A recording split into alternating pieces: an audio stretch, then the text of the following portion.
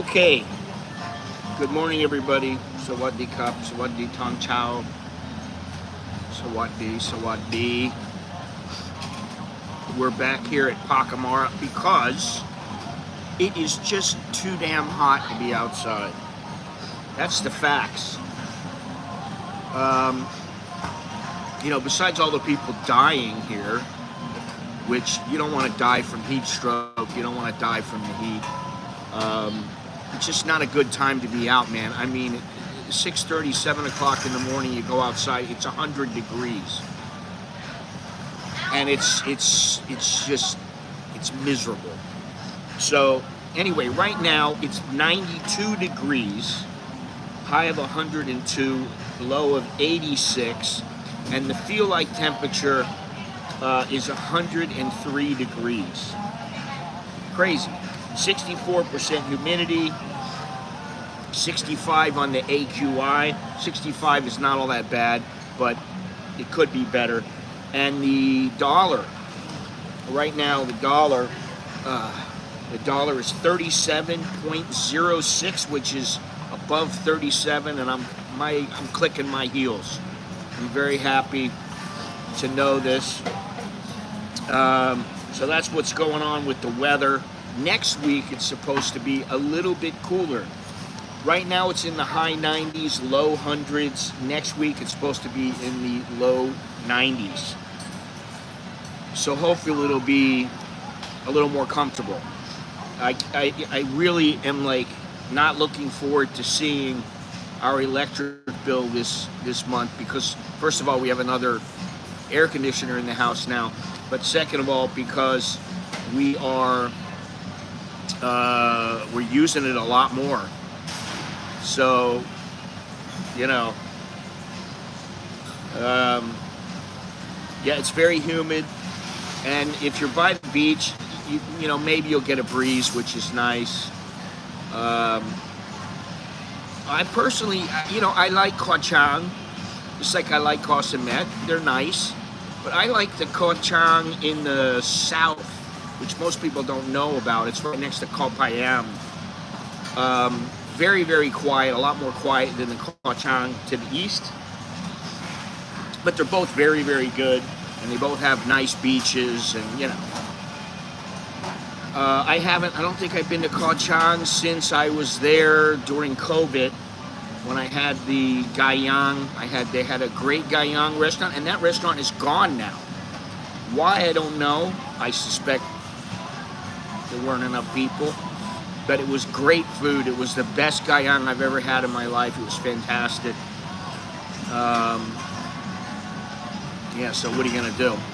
Anyway, today we're going to be talking about how Thailand, which generally has been an agricultural country, has been you could say, traditional third world country, in the last couple of decades has been changing over and is now almost a first world country, and is now gone from, it's almost gone from developing to develop, but it's going to be a few more years. But in the scope of things, it's really not all that long ago. It's been 40 years or so that Thailand has started to improve, if you will, on many levels. And so in the next, say, 15 to 20 years, maybe 25 years, it should continue to improve, and it should be first world. It should be right up there with all the other countries. And right now, I personally think this place is better than, the United States. I think it's a place that's much better than the U.S. I've been to a few other places in the past and in the recent past. And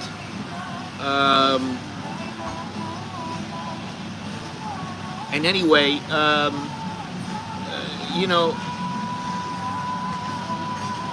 things are improving here. That's what I'll say. I don't know how to put it other than that, but let me get into this a little bit here. Um, let me see here. Where's my notes? Here we go. Okay.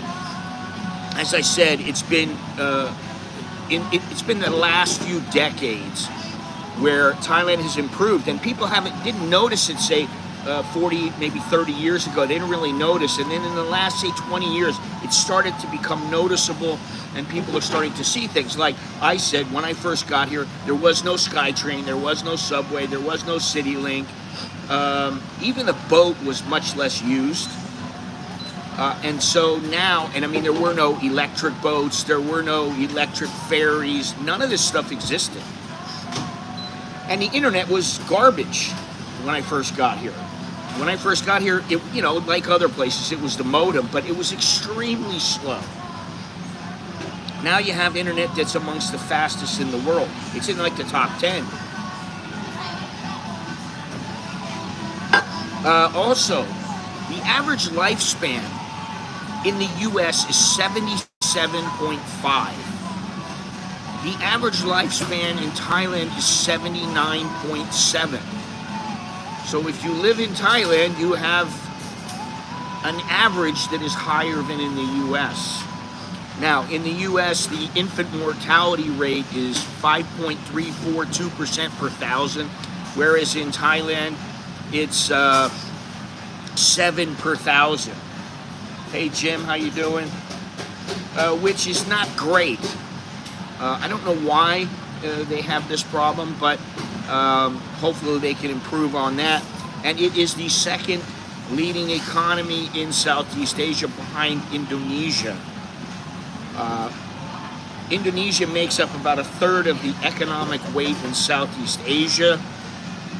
And then you have Thailand, Singapore, Philippines, Vietnam, and Malaysia, which are fairly even, but Thailand is the number 2 economy behind Indonesia. And like I said, over the past few decades, Thailand has gone from being mainly an agricultural country, relying on rice cultivation, which that was the backbone of the nation. However, in around 1950, 1960, Thailand started to industrialize and diversify, and their government policies, while you can say things about the government as politically, economically it's done some good things, and internationally it's benefited in trade. And then Thailand, in the last half of the last century, there was rapid industrialization. There was manufacturing sectors that were not in play in the past, and now they have textiles, electronics, automobiles. A lot of automobiles are made here. And then, of course, urbanization. A lot of the cities have become larger, and they are more modern than in the past. It's not like you go everywhere and you see traditional Thailand all over the place. Now, you go out in the villages, of course you're going to see traditional Thailand. You're going to see old school Thailand. You go to Pattaya, okay, you can say, oh, this isn't Thailand. Well, it is Thailand. It is the modern Thailand. Pattaya, Bangkok, Chiang Mai, all these bigger cities, Phuket, Kanchanaburi, they're all modern. And, this is how it goes. And now Southeast Asia has become stronger than much of the other world, and we'll see how it goes in the next 50 years if you live that long. But I think it's very important that you know that Thailand is benefiting and is doing a lot better than people think. I mean, it's very easy to shit all over Thailand. You can say things about the government, the way that they handle their immigration and all these kind of things. Oh, they're cracking down. Oh, it's so hard for people. It isn't that hard. And if you look at other countries around the world, they want money just like Thailand. Why is it that Thailand gets such a hard time about their immigration policies? Well, the reason is because in the past it was very, very easy here. If you wanted, you could get a visa very easily, and these things change. That's just how it goes. It's not as easy as it used to be. They never, if you go over land, they never questioned you. You could go back and forth, back and forth. Every 60 days you can go, and people used to do it. They did it for years. They did visa runs. Now you're not allowed to do those, although maybe you can get away with it if you do like 2 land entries and exits, and then you go and you fly somewhere and you stay there for a week or 2. Then you come back by flight. Yeah, you'll get away with it. But it's, that's the thing. There are loopholes and there are ways around things. And personally, I understand them, and sometimes I like them, sometimes I don't. For me, it's not really a problem. I don't have major problems. I'm married, I got kids, I've been here a long time, and I met a guy the other day. He'd been here 48 years.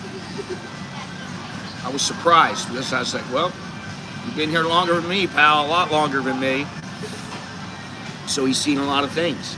He's seen what's happened. I've seen what's happened. I've seen prices go through the roof.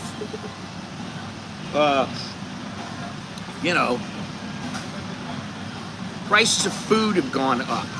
They go up everywhere, but they've gone up here. They're not going to stay the same. The one thing where prices have not really gone up as much, except at the higher end, is with apartments and condos. A lot of the prices are still around the same as they were 20 years ago. You used to be able to get a place, 1,000 baht, 2,000 baht. You get a little crappy little apartment. You still can get that. So that's the one area I would say that has not significantly, the prices have not significantly increased. Sustained GDP growth and rising living standards. The challenges are the volatility of the economics, political instability, and external shocks such as the Asian financial crisis in 1997. All of these pose significant setbacks to Thailand's economy. The thing is I was here in 1997. To me, it was fantastic because you're getting 55 to the dollar. I don't remember exactly. I think it was like 54.7 or something like that. It was great. I didn't have a problem with it, but then the Thai prices started going up, and once the prices go up, they don't go back down. Food prices don't go from 15 baht to 20 or 25 and then go back down to 15 baht. They stay at 25 baht. And they just don't revert back to their old prices. So that's something to think about. But I was here during that crisis. And I thought it was fantastic because I was getting a lot more for my dollar, and I really liked it. Think about it. 1,000 bucks, that's 54,000 baht. And at the time, it was stable at about 25 or 26. So it more than doubled. And so you're getting double your money. Even if it was 30, you get 30,000 baht versus 54,000 baht, 55,000 baht. That's huge. Imagine if it did that now. Right now it's 37. Imagine if you're getting 74, 75.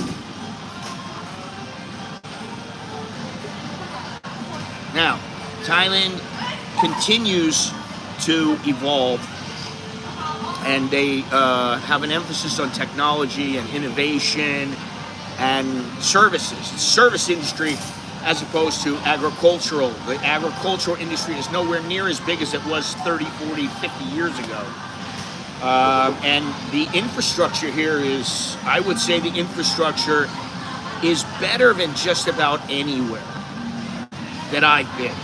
As good. Some of the, on the whole, it's very, very good, and it's one of the best, almost one of the best in the world.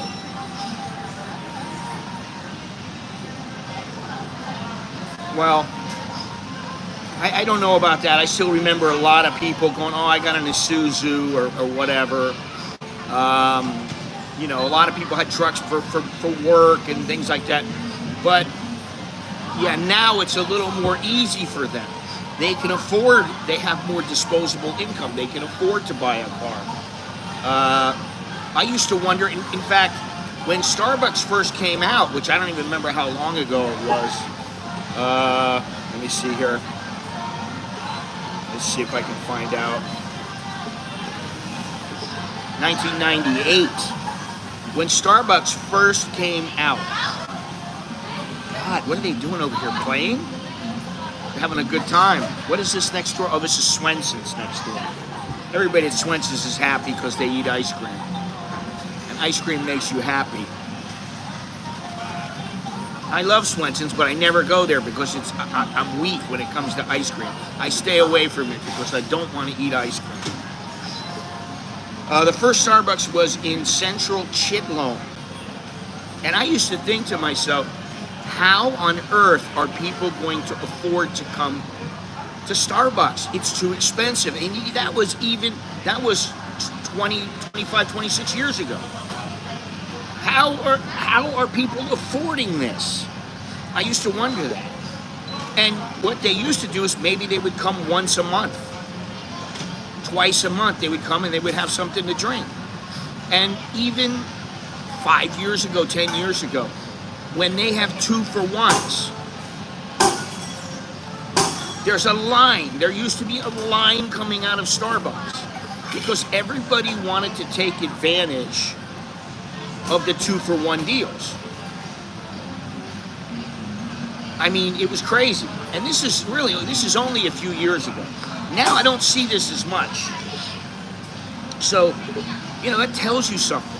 And Thailand there's a lot of people driving Mercedes. If you think that people don't have nice cars here, they don't have nice things, just take a look around and you'll see people really have it pretty good here.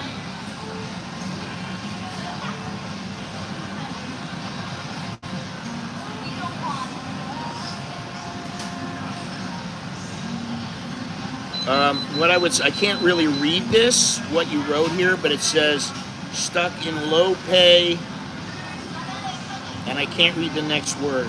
Low pay, just low pay, low skilled work.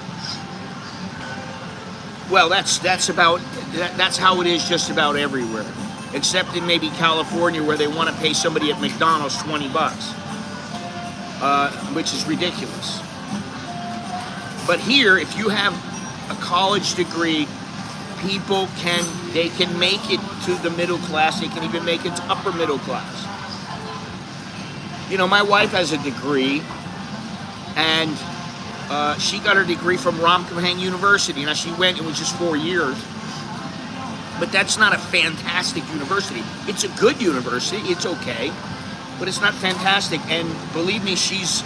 In her eyes, in most of her family's eyes, in most people's eyes, they would consider her to be a highly paid employee who has made it.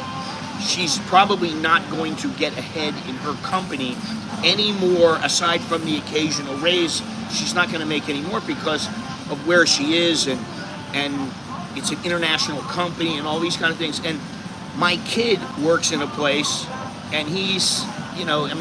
he starts out, he's making like $1,000 a month, which in Thailand, that's pretty good for a young kid. And we just want him to sock his money away. Well, listen, we say that. There are a lot of Thais who would much rather go to Cafe Amazon. All the cafes are full. Starbucks is not as much of a it doesn't have the same pull that it used to have. It did used to be a place where all the Thais wanted to go because, oh, look at me, that's how McDonald's used to be here. Oh, I'm going to McDonald's or KFC, I've made it. That's not how it is anymore. Everybody and their mother goes to McDonald's and KFC, and Starbucks, some people go there, and yes, some people still want to be seen there. Oh, look at me, I'm at Starbucks. But not all of them.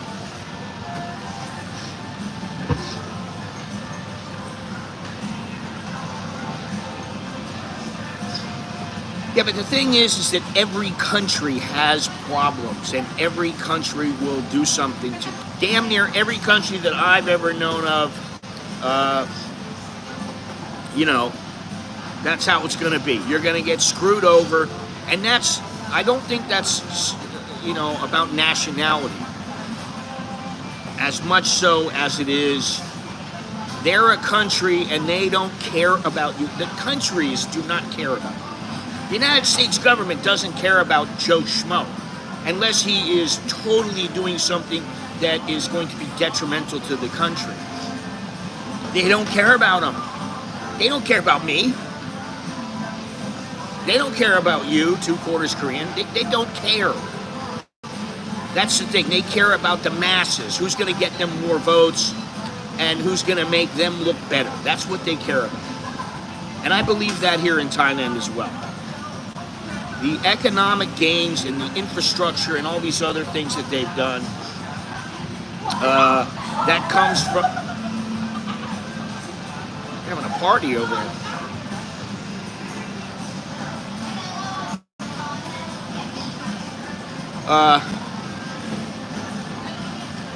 Yeah, I mean, the government just wants to do these things because it makes them look good. Hey, look what we've done for everybody. They look at it like, here in Thailand, they look at it like, we're doing this because we have a responsibility to you. We have to do this for you. And you should be beholden to us. You should be happy that the government is doing all these wonderful things for you. That's why we don't want you to drink and buy alcohol from 2 o'clock to 5 o'clock, because we care about you and we don't want bad things to happen to you.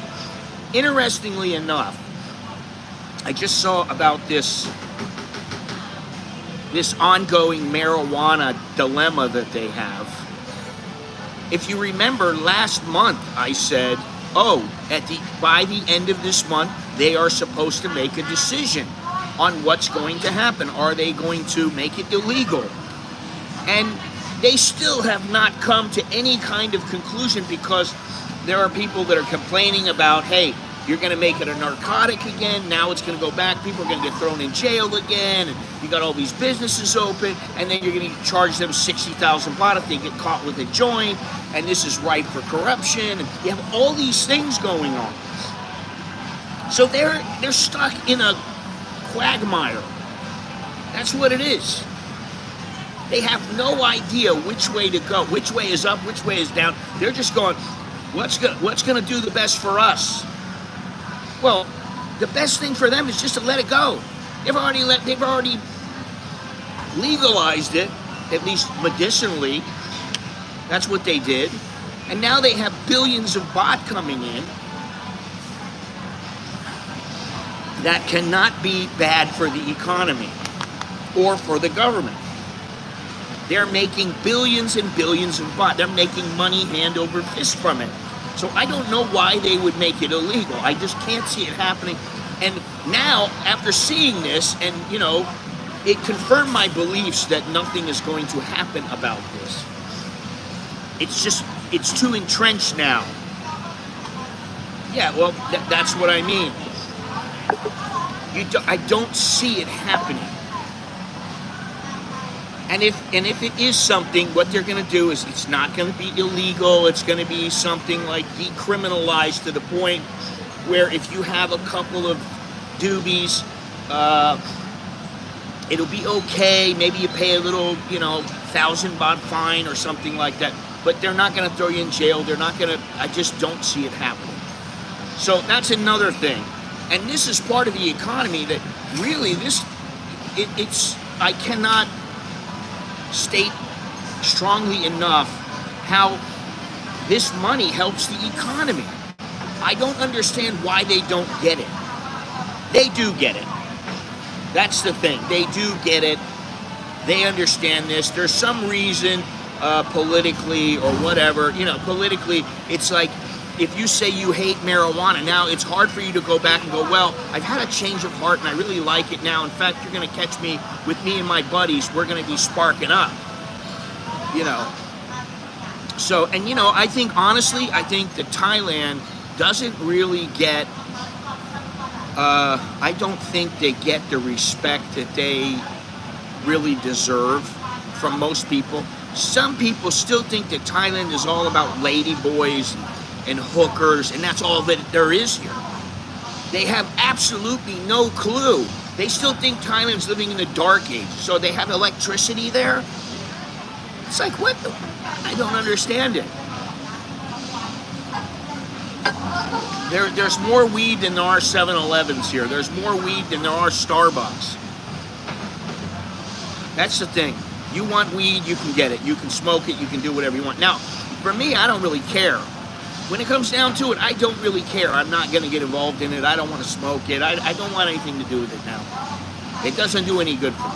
However, if I look at it and I'm going to talk about it, discuss it with people, I do think that it's much better just to say, okay, we'll let people smoke it in moderation or whatever. You know, if you're carrying around 25 pounds of weed, it's not for personal use. You know. No, I don't think they're going to be throwing people in prison. I don't think that that's going to happen. So, you know, this is one area of the economy that I don't think they're even thinking about right now. Will they legalize having multiple wives? Dude, let me ask you something. Are you here, or have you been here? Do you know what it's like now compared to how it used to be? I'm curious to know. Oh yeah, the gateway drug. There is no gateway drug connection. The only thing that I would say is that maybe, well, it wouldn't surprise me. Maybe some people, because they're around weed, they're around other drugs, and by proxy, they will get involved in other drugs. However, what I'll say is, if you can go and get a bag of weed in a store, or gratam at some market, why would you have to go to somewhere else? You would have to go somewhere else to go get your coke or your meth or your heroin or whatever it is. You would have to. Now, if you're just somebody who's moderately involved, why would you want to do that? This is the thing. If you knew what it was like in the past with Thailand, with Mia Luangs and Mia Noys and all this other kind of stuff, you would know that 30, 40, 50 years ago, it was much, much different than it is now. And now it isn't perfect. I won't say that guys aren't doing this stuff, but compared to how it used to be, oh my God, it's night and day.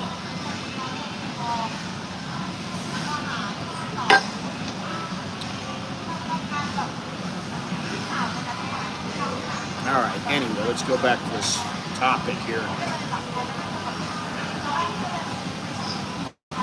Let's see here. Some of the ongoing challenges, as I've said, one of them is income inequality, regional disparities, and environmental sustainability, which is huge.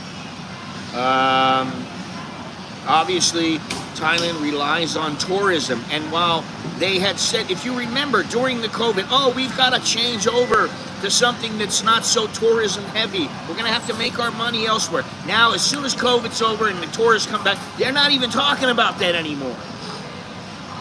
It doesn't matter to them because, oh, the tourists are coming. You know, I wanted to write a story called something like, I want to find a hidden gem in Thailand, except none are left. Because just about everywhere you look, if it's any good, if the place has anything going for it, people have been there, people are there, there's some tourist going there. You're going to come across some tourists. And just like when I went to Laos and I wanted to go down the Mekong, and I thought, yeah, you know, Jim, that is true, for some people, but if you think about it, how many people are putting money into their Providence Fund? How many people are putting money away to save or investing in the stock market? How many Thai people are doing these kind of things? And I would think there's a lot more than most people give them credit for. Because I know that, like, where my wife works, everybody there is putting money away. Many of them have houses and cars, and they have money. They're not poor. So maybe the lower end of the spectrum, maybe people who are out in villages and they're selling rice and stuff like that, maybe, yeah, okay, I understand. That might be the case, to live for today. But if you're living for today, you don't save for tomorrow. You know what I mean? You're not putting away money in case something happens. You're not putting away money for the future. And I think that a lot of them are doing this. Speaking about the future, listen, what's today? Today's the 30th. We got today and tomorrow. You can get any of my merchandise that's down below the video window. You can get any of it with a 25% discount. 25% off, not bad. But just today and tomorrow. So go down below, click on, and there's a link in the description. Let me see, is it still there? Yes. It's the very first link. Click on that link and it'll take you to the website where you can get all my merch. So I appreciate that. Politicians just talk about ideas when it makes a little sense, but it won't ever happen. Plus, I'd like to see how are they going to replace tourism here? And the problem is, like I said, where are you going to find the hidden gem now? I used to go to places where I walked around and everybody would stare at me because they'd never seen white people. I used to have that here in Myanmar, Cambodia, a lot of these places. I used to have that happen. Now, it doesn't happen. Especially in Thailand. Where are you going to go? Khao Mat, Khao Muk, Khao Jum. Wherever you go, there's going to be people.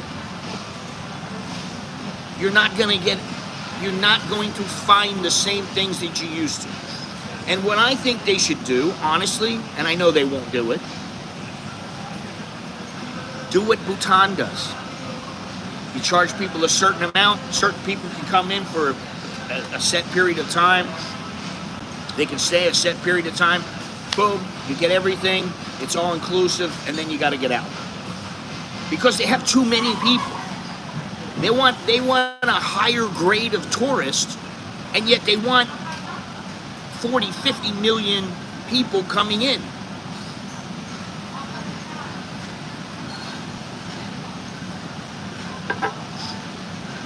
Yeah, we have that with rubber down in the south. Rubber and fruit and vegetables. We have a huge amount now. And what I didn't know, and I just saw it like day before yesterday, on our house, I said, oh, well, we have all kinds of fruit and vegetable. We're so lucky. But it was all kind of, a little patch here, a little patch there, over there, here. Now they have it all separated. So the pineapples are this way, the bananas are this way. Everything was it's all divided the way that they want everything. And I'm like, hey man, that's a big deal to organize everything, when before it was just everything's everywhere.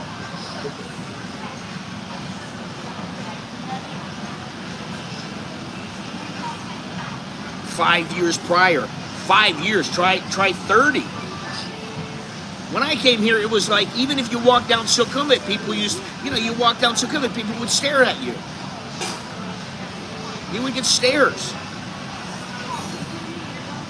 I mean, as time went by, it happened less and less, especially there. But that's how it used to be. And now it's much, much less. You think about something. You want to talk about something. Let's talk about the girls that work in bars, and girls who don't work in bars. They used to have to go into the bars. They used to have to go into the clubs and work as a freelancer. Now, they go on Tinder. They go on Thai Friendly or whatever the apps are. They go wherever they have to go. But they don't have to go to the bar. That's the thing. They don't have to go to the bar. They don't even have to go to a massage parlor and work in a massage parlor. They can do it on their own. Nobody knows what they're doing. Only the people that they go with and the people that see what their ads. That's about it. Hello, Dalo. Good morning. So the economy is changing. The methodology of earning income has changed. Now, you can earn income right on the internet. What are they going to do? They're going to lock down the internet. Oh, yep, you're going to have to do this and do that so we can track you. And well, they already can track you, but there's too many people.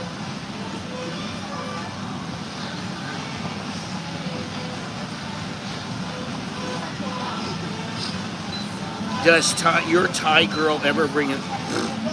My Thai girl never brings up the past. Ever. Ever. Well, I'd say maybe once in a great while. I'm talking about like in a year. She might say something in passing about something I did in the past. And other than that,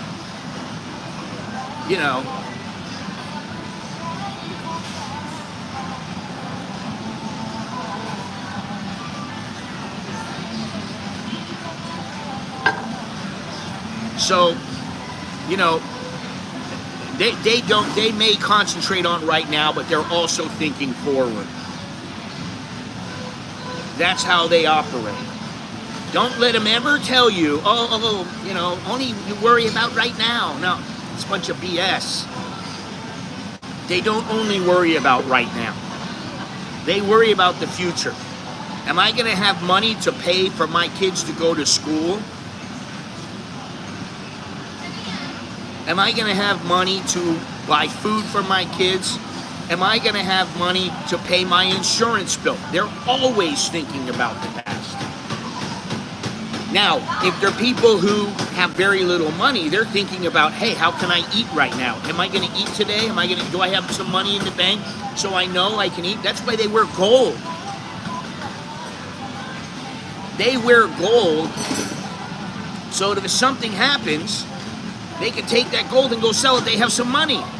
It may be everything that they have. And I can tell you now, the gold prices they're absolutely outrageous. When I first came here, it was like 5,000 baht for 1 baht of gold. That's 15.22 or something like that. Now it's 40,000, almost 41,000 baht for the same amount of gold. It's up 800%, 700%. It's crazy. Go to a gold shop, I'm like, what am I going to do? I'm going to put down 40,000 for 1 baht of gold? That's a tiny little amount of gold. You need at least 10 baht of gold to make any money. So if it's 40,000 now and you buy 10 baht of gold, that's 400,000. And then if it goes up 1,500 baht in the next, say, year, and it's 41,500, you make 15,000 baht. You made some money. I did that once. I made money from gold once. And then after that, I didn't have the money to put down on the gold. It's just too expensive.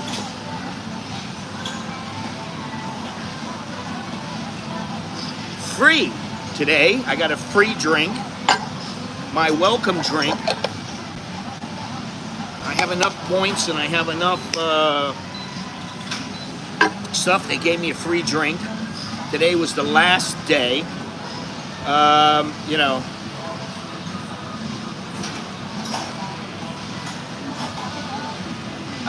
don't care about the Muay Thai stuff. If they do, they do. I don't know that the money is there. Might be in Singapore but I don't know about here. People don't pay for tickets. Here, 99.9% of shows are free.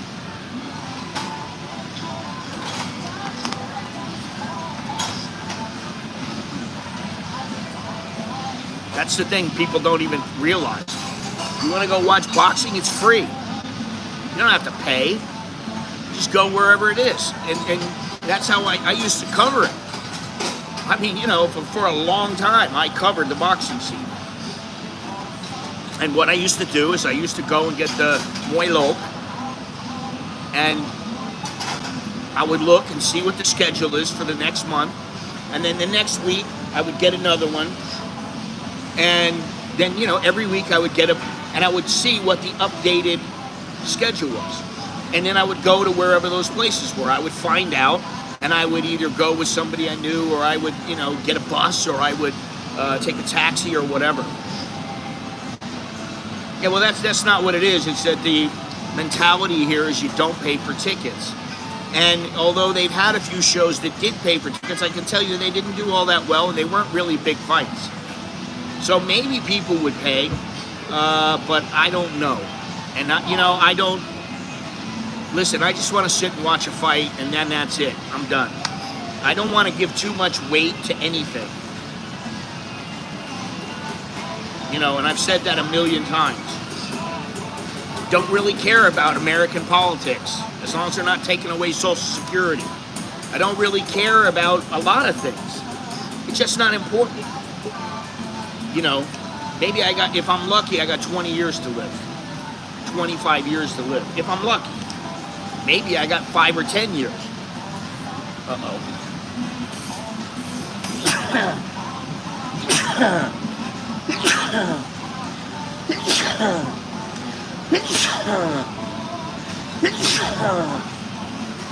Wow.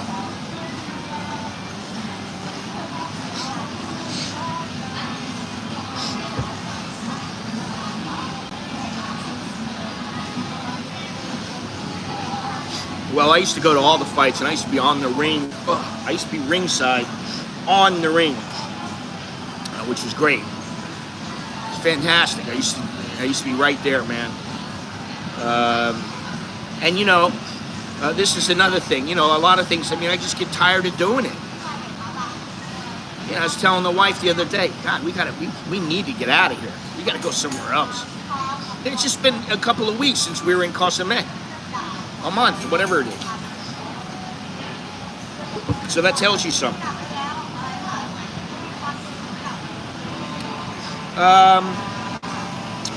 The economic growth of Thailand can be attributed to several key factors. One is export-oriented growth because of the relatively low labor costs here.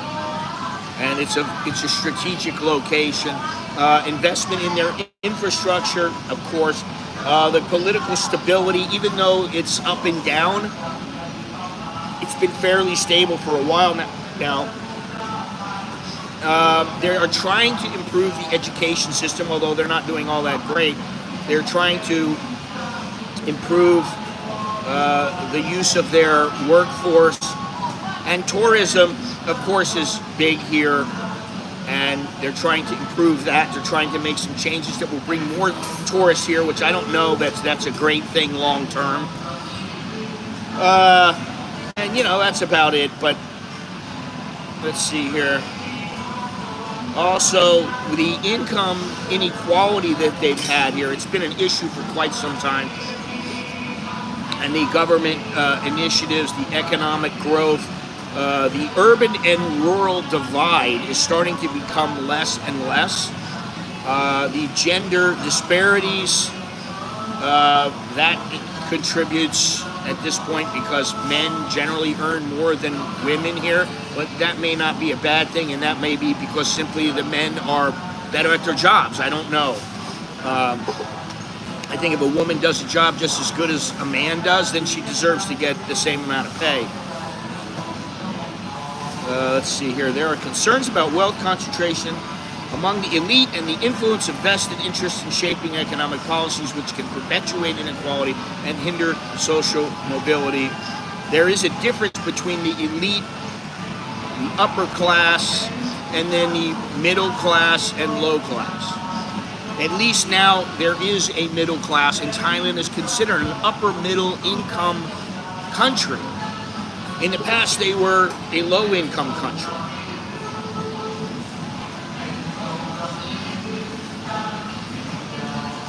Let's see here.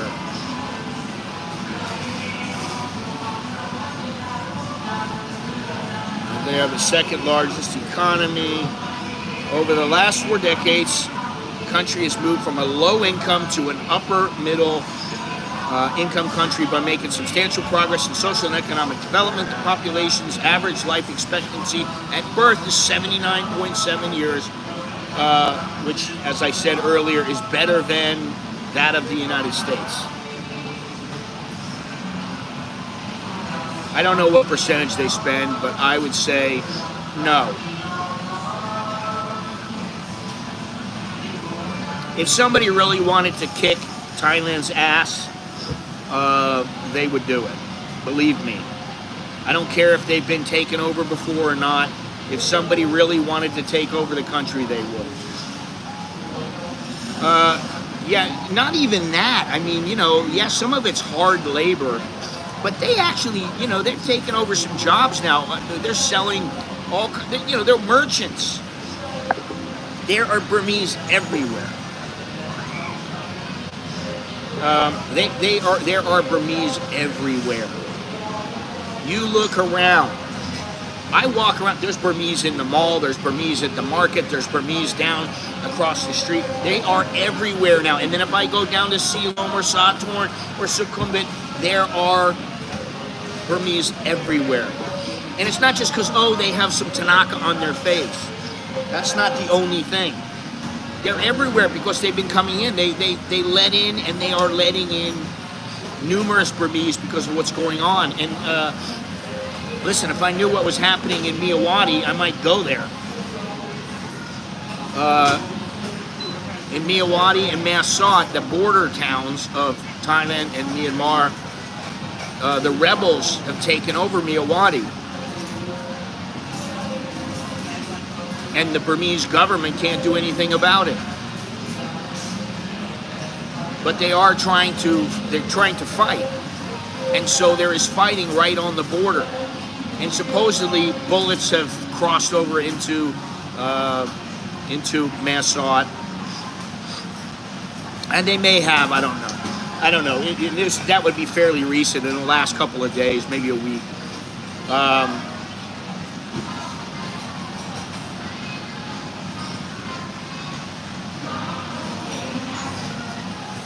So, anyway, that's, I've been to Myawaddy many times, probably 5 times.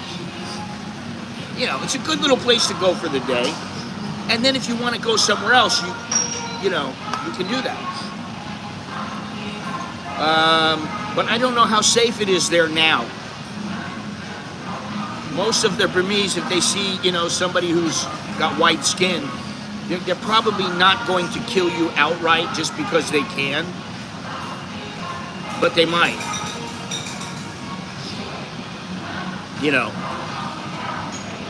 I can tell you one little story that happened to me.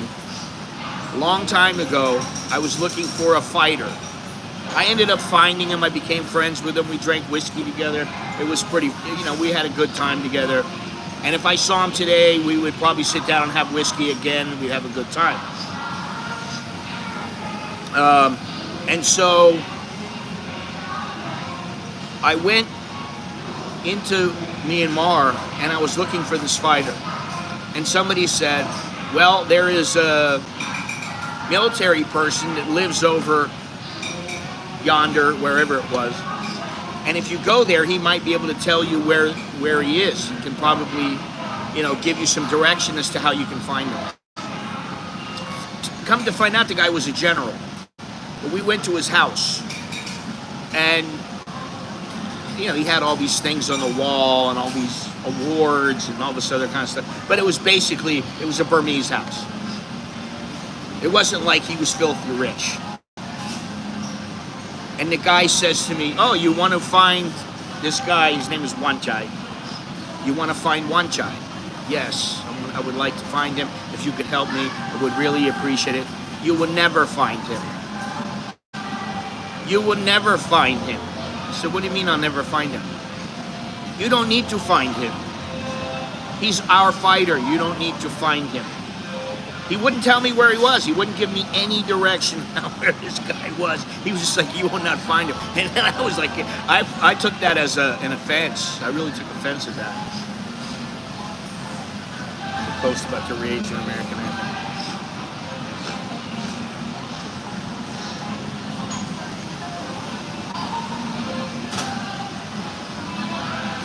Oh, God. All right, big deal. They go there once in a while. They have their fun. Okay, great. Yes, there's been a few ships there. They go there for R&R for like 3 days, and then they get out of there. So.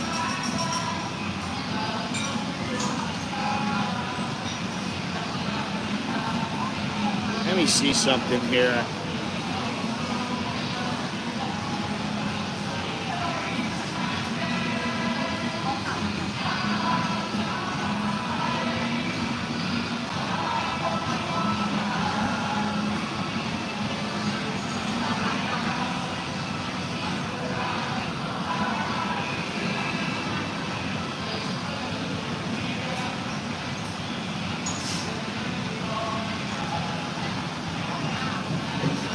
Let's see here.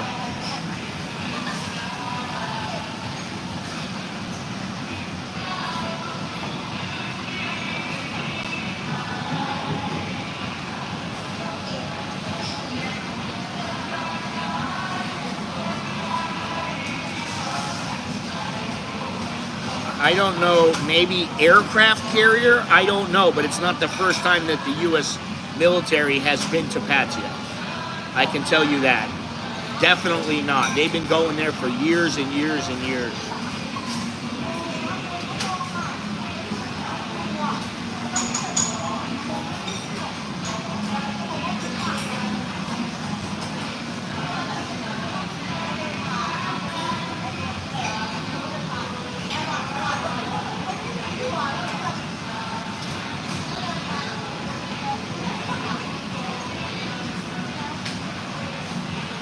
Now, let's see here. Let me see something here.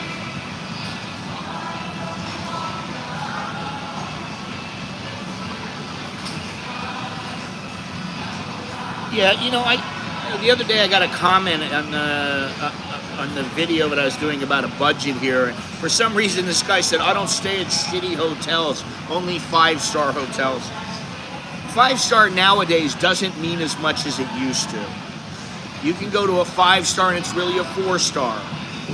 You can go to a 4-star and it could qualify as a 5-star. You got to be careful when you're getting hotel rooms, especially now, because some places will consider something a 3-star and something will consider it a 4-star. Yes, that's why I'm commenting, because personally I think this guy was a bit of a dickhead. Sorry, dude, but you sound a bit pretentious. I only stay at 5-star hotels. Well, good for you. I'm very happy for you. I mean, what am I supposed to say? I wasn't talking, on the whole, I wasn't talking about staying at a hotel. If you stay at a hotel, I'll stay at a 5-star. I've stayed in 5-star hotels, and I've stayed in little bungalows that cost 500 baht. And sometimes the 500 baht bungalows are the place I'd rather be. I mean, I've stayed in 5-star hotels where the beds were so nice, and I slept in them, and I did not want to get out of bed because it was so nice. But I've also stayed in 5-star hotels, and I thought, the price of this place is too much. Now, generally, I have a good experience at a 5-star hotel. But I'm just saying, you can go to a bungalow and stay at a bungalow, and some of the bungalows are very nice. They got great beds in them, and guess what? maybe they have a little dresser and a desk, and that's all they have. The place I stayed in, Quachang, 500 baht a night, right on the beach. I walked 1 minute, boom, I'm on the beach. Fantastic. Now, they didn't have electricity 24/7. They only had it certain times of the day, but it didn't matter. It was a great place. And I would actually consider going back there. Oh, they're getting ready to open up here.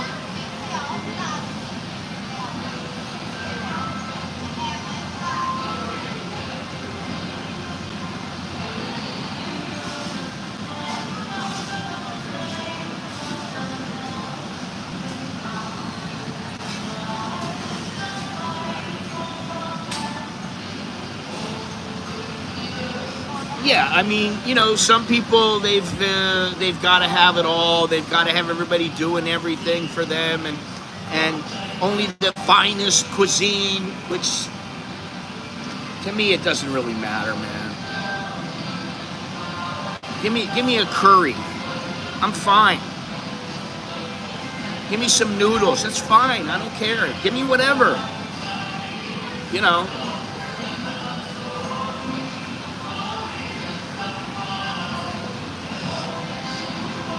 Well, I can tell you, being that my wife works with hotels, I know for a fact that many of the hotels do not deserve to be 4 or 5 star. We've gone to places and she said this is a 4 star, but it's more like a 3 star. That's happened several times.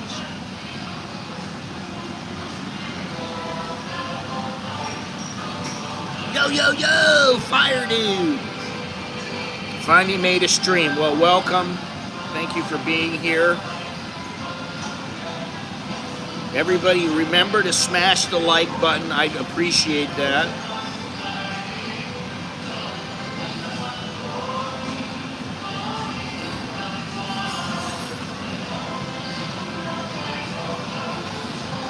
See, they're getting ready to open up because she's moving everything outside, so we're now, people can see it. And they should allow people to come through here in about a minute.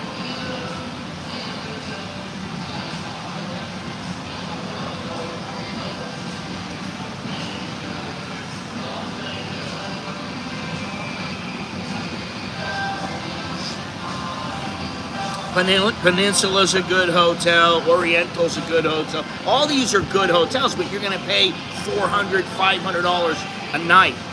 Now, listen, I gotta say,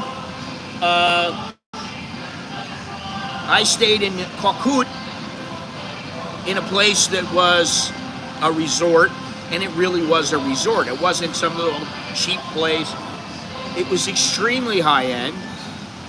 The bed was fantastic. The room was fantastic. We had a swimming pool inside of we had the room, and then we had a fenced-in area that had a swimming pool and a jacuzzi. It had a coffee maker with Illy coffee in it. It was a very, very nice place. Swimming pool. They had the bird's nest where you go. Private beach. I mean, it was excellent. And that was more than 500 baht a night. $500 a night. I'm sorry. It was like 540. It was about 18,000 baht a night, depending on which room you got, when you got it, and all that other kind of stuff.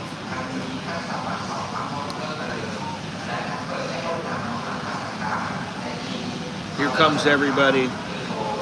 They're on their way, and the mall is alive again. It's always alive when I'm here. You know why?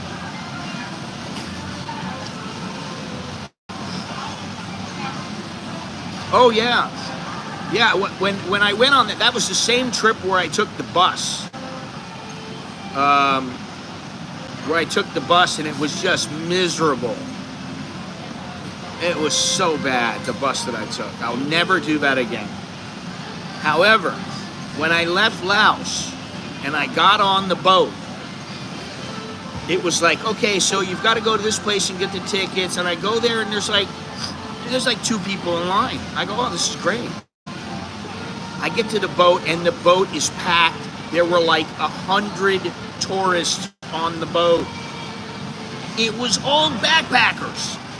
And I went, this is not the experience I'm looking for. And I found out where the cooking school that I went to with my parents, with my mother and my sister and her kids and my wife and my kids. We went to a cooking school several years ago. I don't even know if the lady's still alive. But I found out where it's located. And I'd like to go there. Now, maybe I can get somebody on a long-tail boat to take me out there, but I'm not paying 1,000 baht an hour for somebody to take me around in their long-tail boat. I understand it might be a little pricey, but I don't really want to spend that money on a long-tail boat to go there. There are other ways to get there. You can get there by taxi or a motorbike or whatever. So I may go out there. I don't know. I'm still looking into it. It's very, very hot. That's why I'm not out right now. I don't want to go out. I don't want to be out in the heat. What I'll say is this. I went to the little market that is about 10 houses down from my house. I walked out there just in a t-shirt and I had my sarong on. I go down there. By the time I went there and then came back, I was already dripping in sweat. It's that brutal out. It's that hot. It's just vicious, man. There's no way around it. If you're going to be walking for more than 5 minutes, that's just the way it is. Now, what I'm hoping is it doesn't continue to get hotter.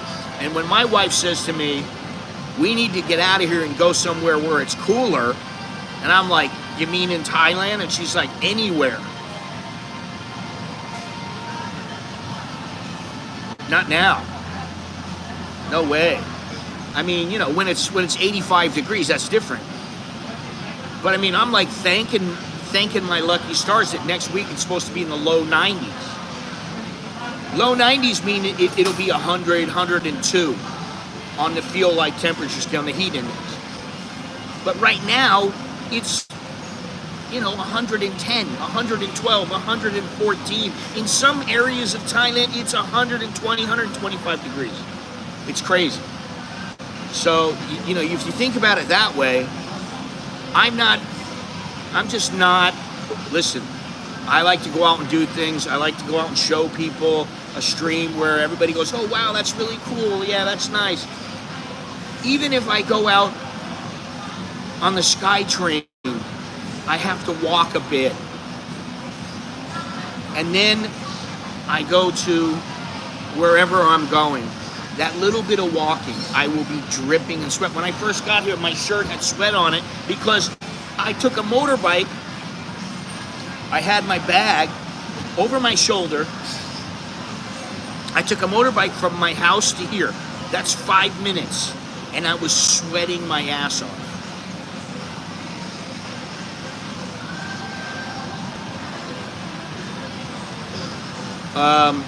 And actually I can tell you, like Alex had to go out today.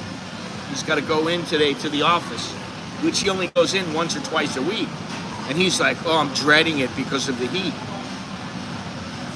And, Bo usually doesn't go out on Monday and Tuesday. She had to go out yesterday. She comes home and she goes, oh my God, it's the heat. Oh my God. She's crying about it. And I'm laughing. I'm like, I've been here all day. I'm not going out.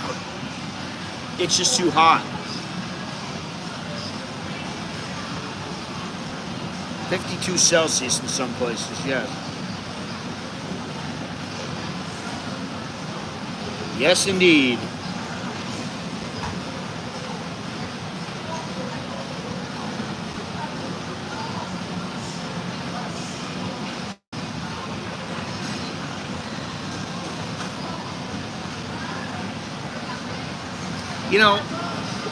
Every time I get certain things sent to my email, and I have it set to where anything about expats gets sent to my email.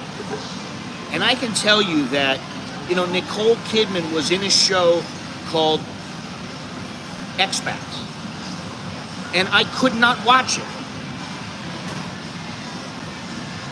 I didn't like it. I didn't think it was very good. I thought it was boring. And all they ever send me, Nicole Kidman is Versace's rebel with a kind heart in sheer top. They want to talk like, oh, Amazon Prime Video expats. Seeing father's dead body informed expats performance people. Duo Nicole Kidman and Lulu Wang on the emotional toll of bringing novel to life. Expats. Yeah, the Lulu Wang, that's another one. It's on again in another website.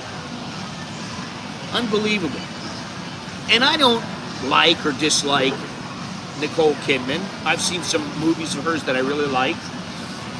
But I don't particularly like her or dislike her. But I don't particularly like getting all these messages. Every time I look at this, it's like I don't even want to get this email sent to me anymore because everything is about Nicole Kidman and expats. Nicole Kidman and expats. And if anybody watched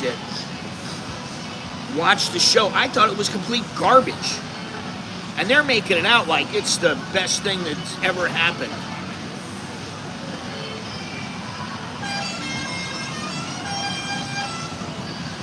Hear that? With 50 Celsius in Black Saturday, 1,000 homes burned down. Wow. It'll be just as bad here in the summer. Good, I'm leaving in early June.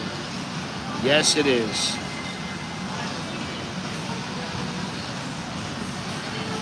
It will be good that you're leaving then if it's going to get hot there because it'll start to get cool here. It's going to be rainy, but, you know, whatever.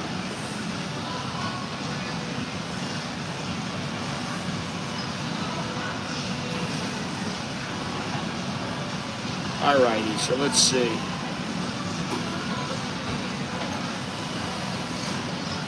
Which is, you know, listen, I use Google and I use ChatGPT, and I punch in my criteria for places. Low air pollution, low noise pollution, near the beach. I think that's about it. Relatively reasonably priced, and a reasonable number of people with very low tourists. And it's very, very hard to find places that I don't know about. There's almost no places that I haven't heard of or haven't been to. I don't know what it is. I just, like I said, you know,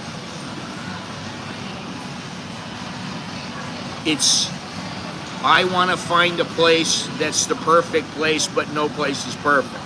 That kind of line of thinking. There is no perfect place. And my friend is in Ecuador now. He's sending me all these photos, bastard. Really nice sunset photos. But I'll be honest, I mean, they look great. They're fantastic. And he was eating Thai food. You know, they're really good. But then I think I can get these kind of photos at a Thai beach. But it's probably a lot hotter here than it is there. You know, so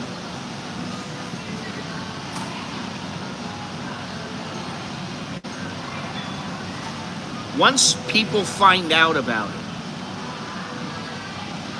that's it. It's done. It's done, you know. Listen, the wife and I went to a place. She didn't remember where it was, but I always remember where it is. I remember because that was when within the first year or two of when we started going out, it was called Siboya. Siboya. And I didn't want to tell anybody about the place because there was like 30 people, 40 people on the island. There was very few people on the island.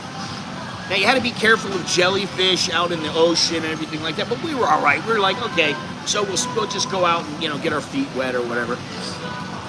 But it was 500 baht for a 2-story bungalow, and there was nobody around. We were, you know, I mean, we had the whole balcony to ourselves. We just sat there and, you know, had our fun, and there was nobody there. And she was like, I'm scared, it's dark, there's no lights. And I was like, let's go inside and turn the lights on. You know.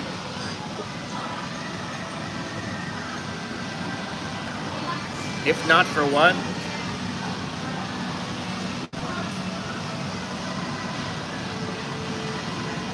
Well, I have to say something.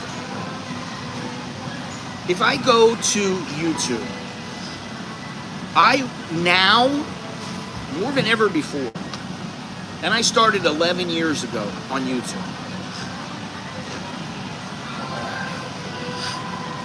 I started 11 years ago. I had already been here almost 20 years. Now, you got Joe and Tiki. You got, you know, traveling around the world. You got all these different people that are coming to Thailand, and they're all doing. And I just thought to myself, how many times can we see the Wat Prakeo? How many times can we go and look at oh, you'll never believe the price of this place. It's only $300 a month. How many times can you see this stuff? And honestly, I don't think I'll be streaming after this year is over. I don't think I'll be streaming anymore. I don't think it's going to happen. I think I'll be done.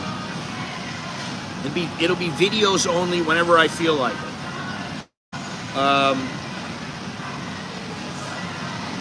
Because it's overdone. Thailand is overdone, and that's the truth. When I think about it, I just think about all the places that I've been in Thailand, which are quite a few. And you're not going to get away from all the tourists. It's very difficult to get away from tourists.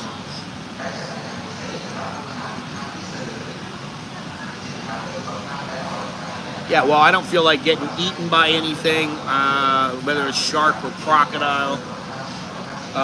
And I don't feel like getting stung by a jellyfish. It's not the way to go. Now, I would go looking around for crocodiles in Thailand, because there are crocs in Thailand. In fact, there's not as many as there used to be. But there are enough. I mean, they're still out there. That's something I would like to do, but I don't want to go by myself.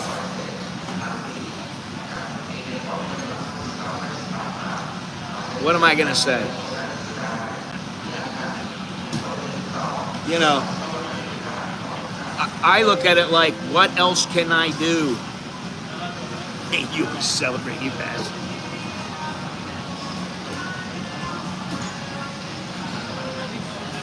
And you know, this is the thing. What else can you do? Every time I look on there, I see things and I go, this has been done before. The history of this place. The history of that place. Oh, you'll never guess what we did in Koh Samui. Oh my God. And it's like, wait a minute. You got 500 videos on this. 1,000 videos. And maybe I've done a video on it.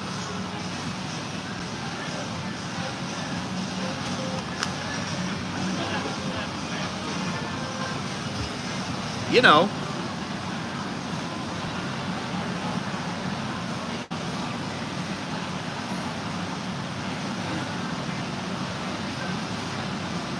And that's the truth. If I look, I just go, let me do it right now. I'll do it right now. I'll go to YouTube, my YouTube homepage. And I think, how many people do I have? I think I only follow one person now. I deleted everybody that I followed.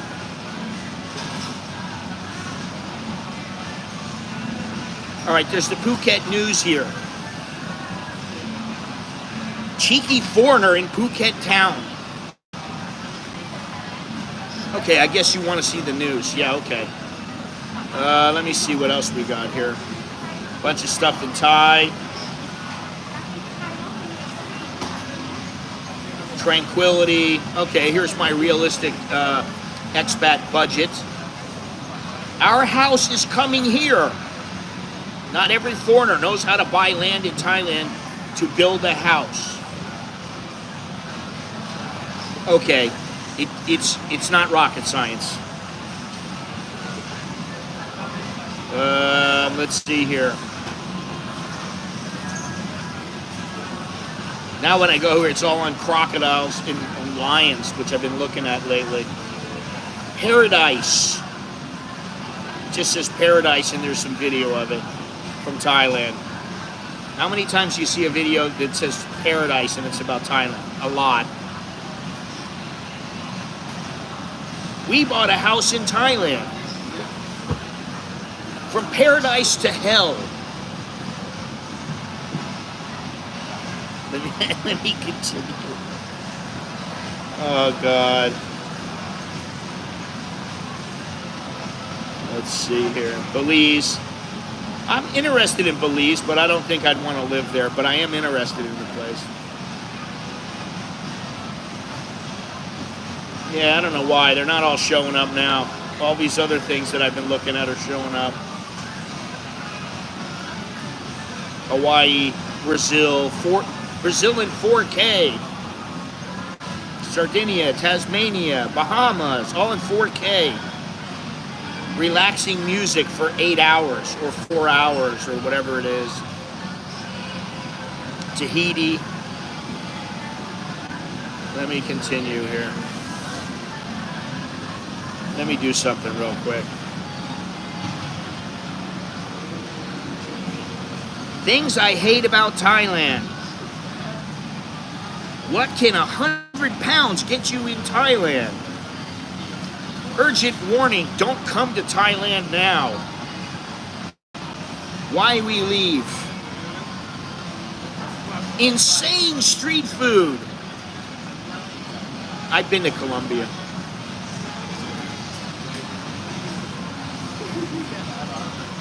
Like when people go to Patty and they only show Walking Street, Beach Road, and Soy 6. I think that it is interesting. Been thousands of times, yeah. You don't require a beach. There are many, many beautiful places here that have not been overrun. Well, I require a beach. For a place I want to live, that I want to live part-time or full-time, I require a beach. Everybody knows it is in her name. The reason it's not overdone is because new people are always discovering. I understand that, but not everybody wants to watch the same subject matter all the time. I love their exaggerated clickbait headlines. Watching them is boring as bad shit. I've never seen a bad shit. And you know, that's another thing. It's like I could easily... Insane! It's insane what this dish will do for you. It'll change your life. I mean, really. Look up Satahib and see what's on the subject. Come on. It's ridiculous.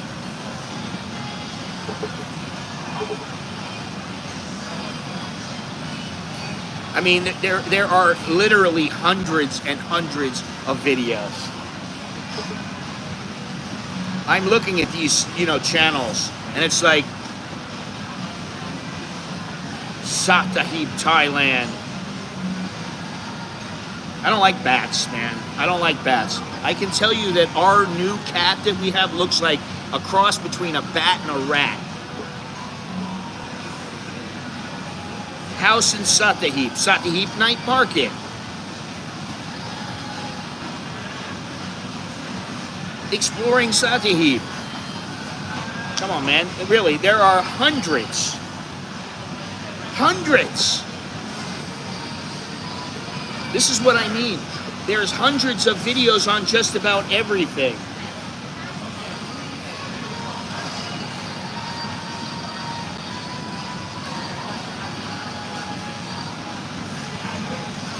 Picking up freelancers. We're leaving Thailand because it didn't work out. What's next? Oh my God, why I left Thailand. And then I like the little ones. 7 normal things in Thailand that are not normal in your country.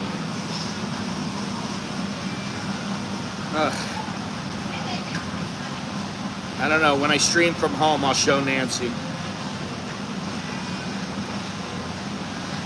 Oh God, who is this guy? This guy looks like a douchebag. I'm sorry.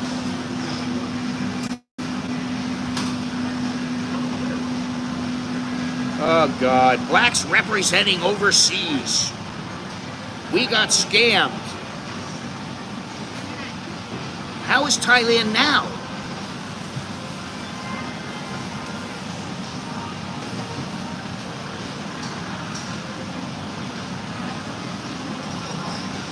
Welcome to Phuket. Oh God. I dated a lady boy.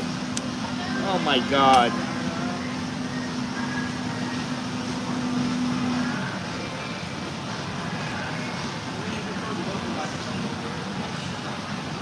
Anyway, all right.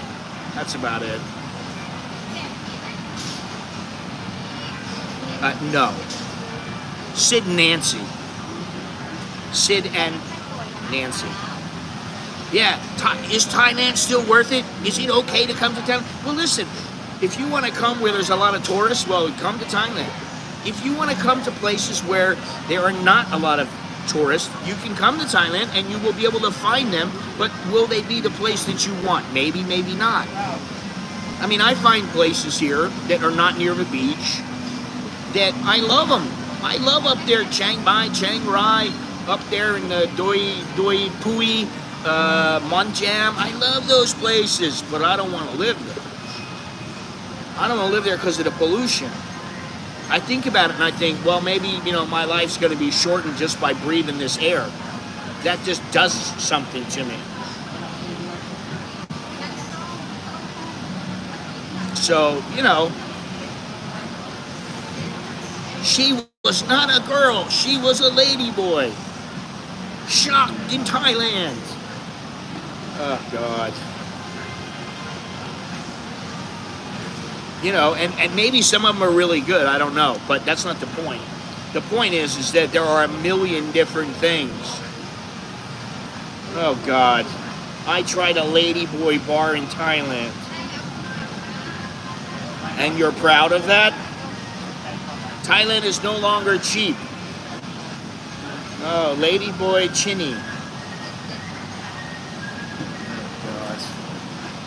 I guess if I came on and I did a video with a lady boy, I bet people would go nuts. They would love it. I've been living solo in Thailand. 17 things I wish I knew before visiting Thailand. And the guy's like, he looks like he's like 20 years old.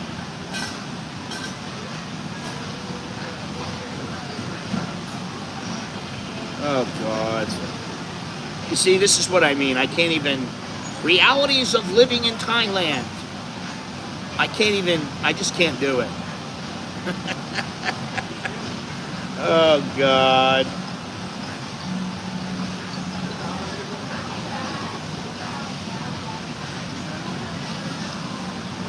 You guys like the coconut girl. Some people like the pork stall girl.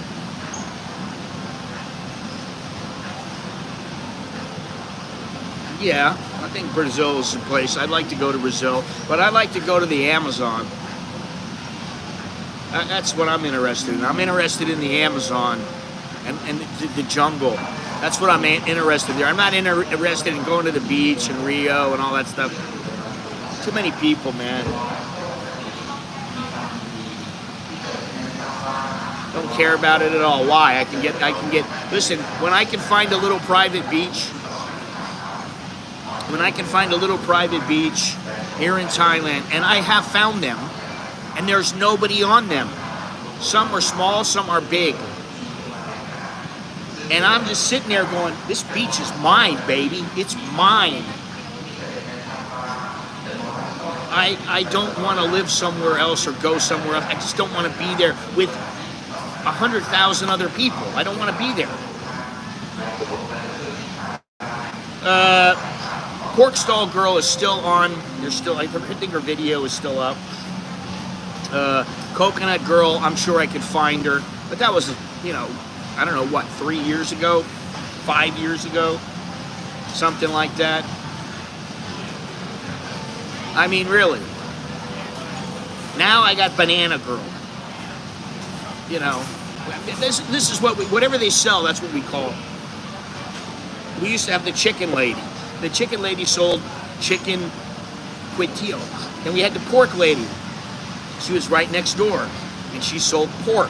And then we had the Duck Lady, and then they sold duck in the cuitillo. Then you have the Old Lady, and the Old Lady was the one who rented us the house, and she had a little shop. And then there was the other shop, and then there was the, what was it called? The Banana Girl's from Burma. And I don't know, she may be moving in a couple of weeks. I'm not sure. And if she is, I'm going to find out where she's going to be. And maybe I'll make it a point to go and go by her and see her. She's, well, she's not that young anymore. I think she's 30. But I know that some guys out there would be going, oh my God, she's so cute. Oh.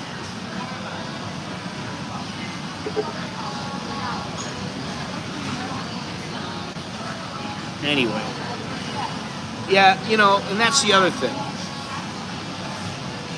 Where is it that you can go where it's not going to take you 10 hours, 20 hours, 30 hours to fly to? I want to go to Tahiti. I want to go to the French Polynesia. But it'll take an arm and a leg financially. And then it's going to take you a long time to get there and get back. And that alone, and listen, me thinking about flying over the ocean and maybe crashing into the ocean, I don't know. No. What do I need them for? I got my wife and kids. Well, Dowlow, thank you very much. There is indeed a cost of living increase here. I'm wondering what the cost of living increase for Social Security will be this year. I'm hoping it's at least 3%, maybe even 5%. I'm hoping 3 to 5%. I'm hoping. I just don't want to die in the ocean. I don't want to crash into the ocean. I'm sure I'll probably be dead right upon impact, but that's not the way I want to go. Not that I want to go onto the side of a mountain either, but, I'd like to go to Papua New Guinea, and then, part of the thing that I think about is when you're landing, you've got to go into this place where they do something with the plane where it's a nightmare to land, and it's a real pain for them to land.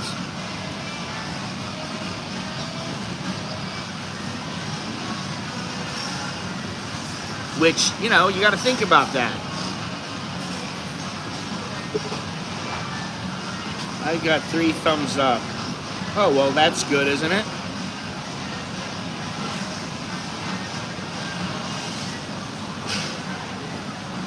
I have to watch CPIW July, yes. July to September. You get it in September, that's when they tell you. JFK HK leg is 15 hours. Jesus Christ. Well, I've been in Nepal. And I'd actually like to go back and do the Everest thing, but I'd like to do the Annapurna circuit. But, I'm getting up there in age. I don't know if I can do some of these things.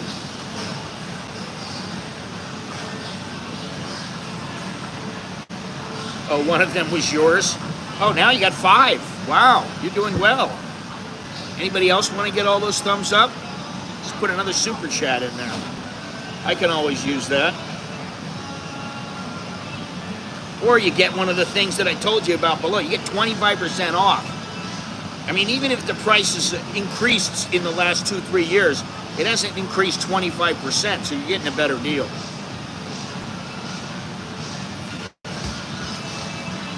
from when I understand, they release the figure in September and you get it in October. That's what I remember from last year or the year before that. Yeah, did you like it? Nah, I know 5% isn't happening. I want 3%. And 3% is not really 3% like of what you just get right now. That's not how it worked out. Last year I got like 5.1%.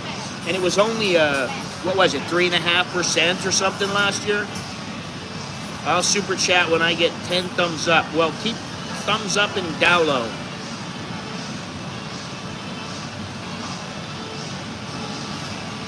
Super chat when I get to 5%. Great. It was great. Wow. Well, I am interested in that.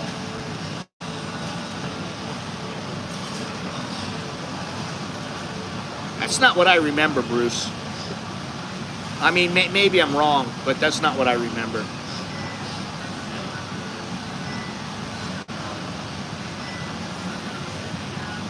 Get the raise if there is one, January 1st.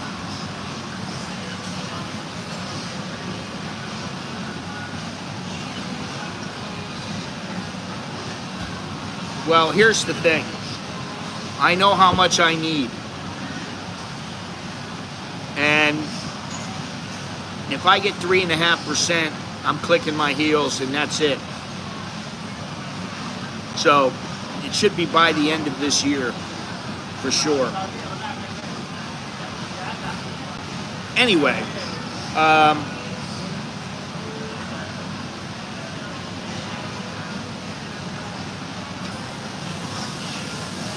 the more the better. The more money you got, the better it is. That's about how it works. Now that doesn't mean you don't have problems or that everything's peachy, but it just means you know things can be better, you have more options, you're a little freer, you don't have as many things to worry about, which, you know, I have very little things to worry about now. Basically I have, is my wife gonna yell at me?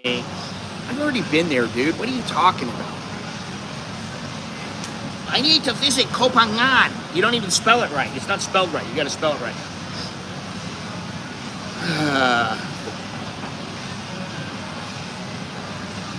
You know, really, I mean, I could say money's a problem, but I don't let it be a problem.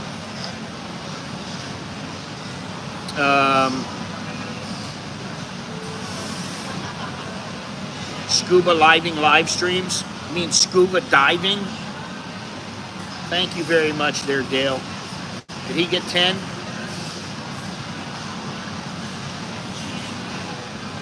Well, he's got 6. Choke D, and thank you very much. Money doesn't make you happy, you're just comfortable being miserable.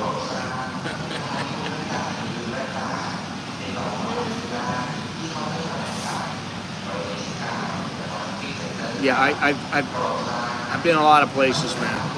In fact, I fought in Kopangan many years ago. Carnivore, what's happening? Counting those days. Counting those days, man. Only a week. You only got a week left. Wow. Fantastic. Well, yeah, I mean, I know that. And here in Thailand, you know, it's like, I'm not saying if you go out and do stupid stuff, like, you know, I don't know, you do something stupid and it pisses a bunch of Thai people off, and then you go, I'm not paying. Well, then guess what? You got all kinds of problems. But if you do something stupid and you go, oh my God, I'm really sorry, I will pay. Generally, you're going to be all right.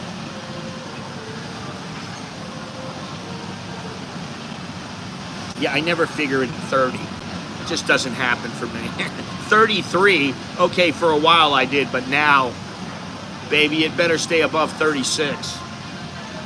37 is gold. I love that. It's just free money. That's a great, the arbitrage on it is fantastic. So you can't complain about that. Listen, choke D to Dale and also to Mr. Dowlow. They both have 6 thumbs up. And they have an American in Bangkok logo in the upper right. I think everybody should click the like button on their super chat. Get them both to 10.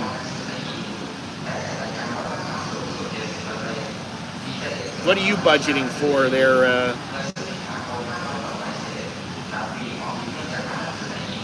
37 or lower? No one cares about you.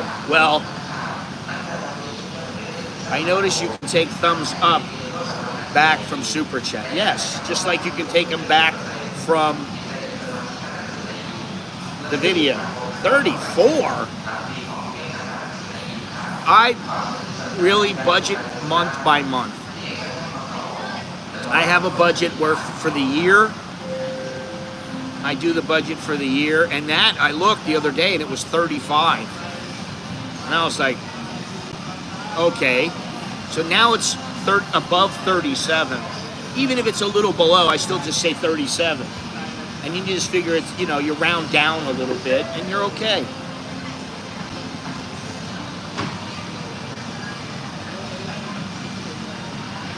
Eight? He's got 8. Oh, Dowlow and Dale both have 8. Let's see if we can get them to 10. And if we can get my thumbs up to 30. Can we do that?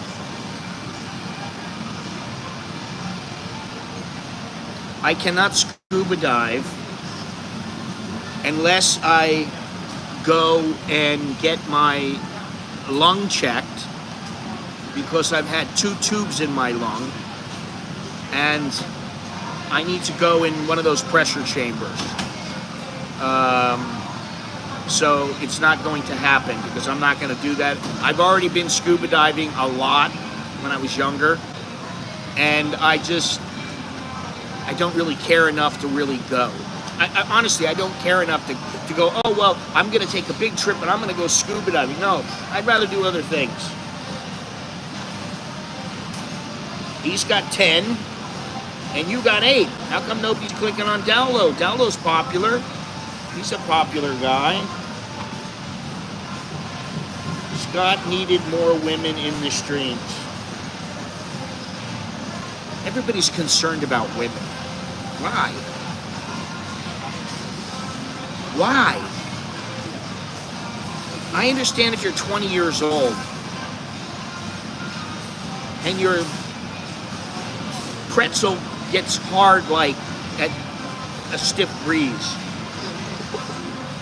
But if you're a little older, you got other things to think about. They are the icing on the cake. At night they keep you warm. They take care of your needs. But for the rest of life, you have much more to think about that's important. I had 2 accidents. One where I fell from the 4th floor, and another I think was a motorcycle accident.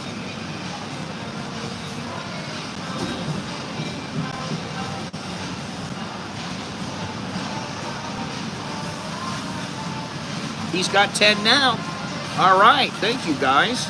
And I've got 27. So maybe I'll hit 30 today. I got 28. Do I hear 29? Thank you very much, everybody. I appreciate that. And Dowlow and Dale appreciate it as well.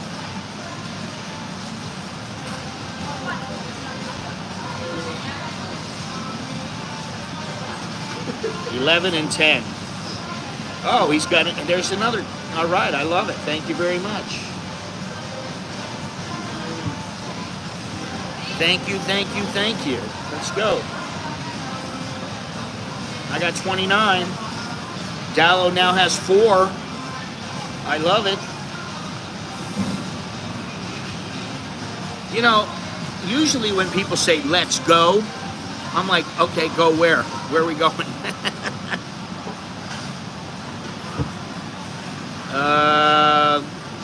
There's a lot of them, man. I mean, it really depends on your own health.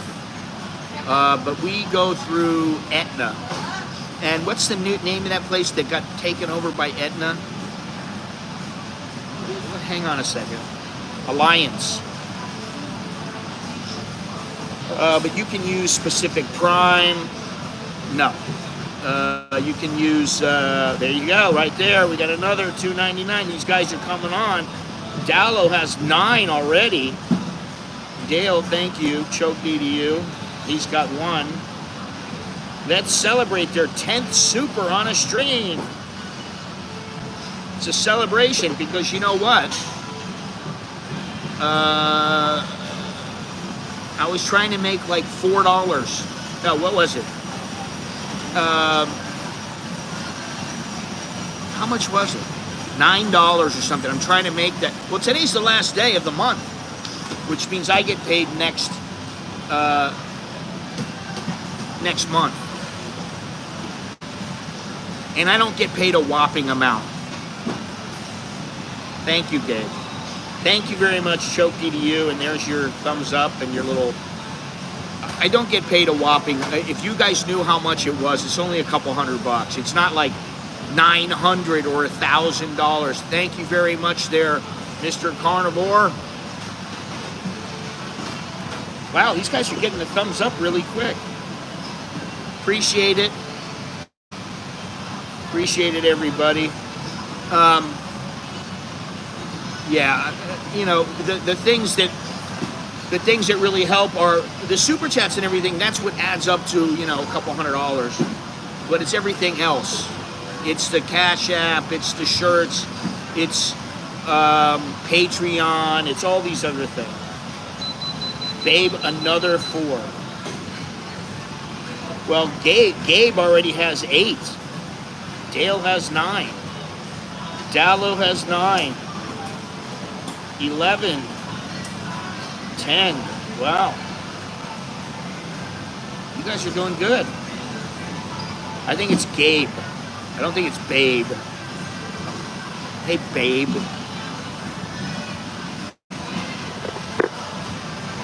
Oh, you know what? Unbelievable. I got my microphones. They're all charged up, and I didn't plug them in, and I didn't turn them on. Unbelievable. So the microphone you guys hear me on now is the phone. I didn't even know that. Now, what are you going to do? Uh-oh. Oh. Gabe now has 11. Wow. Everybody's got a lot here. It's only Dallo with 10. Dallo has 10 equals super chat, and he's got another one that has 10. So Gabe has the high amount now with 12. Unbelievable. Well, my wife is home.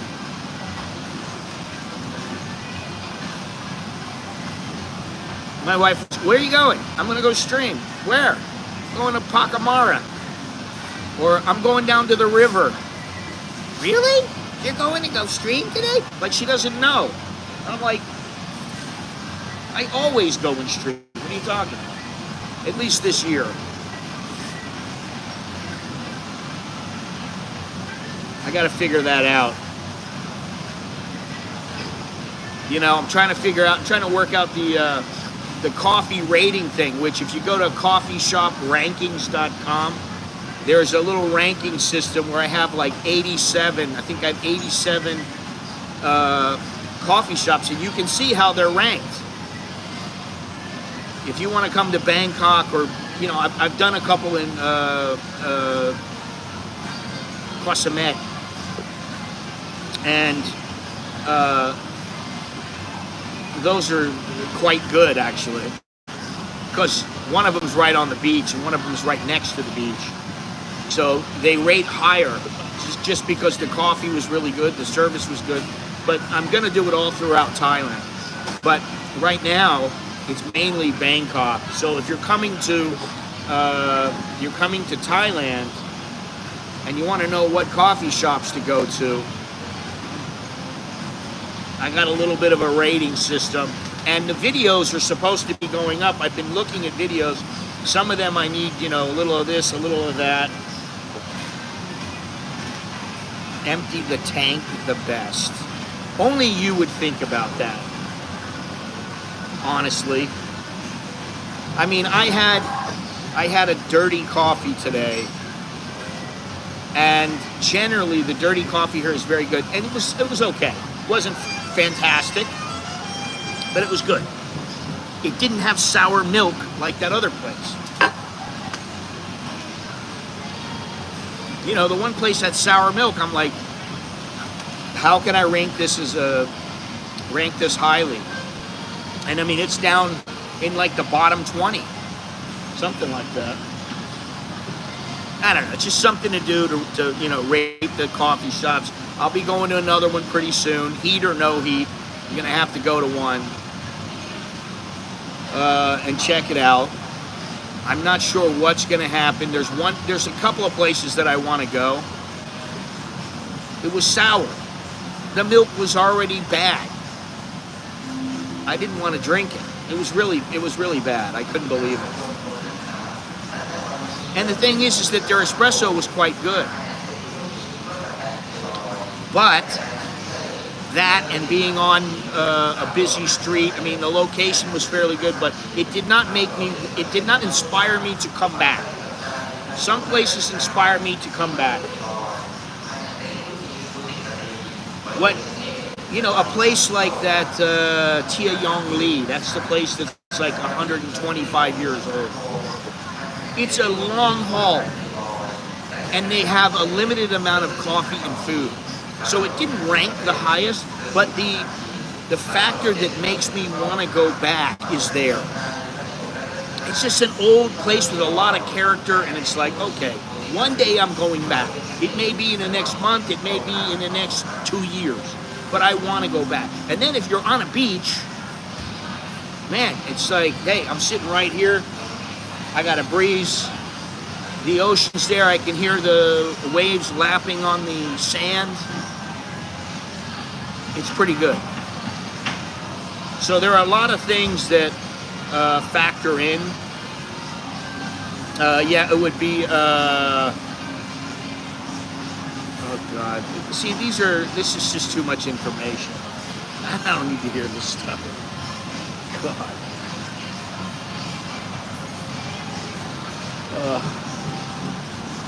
What can I say? Oh, they put up a CCTV little sticker up. Like now they have.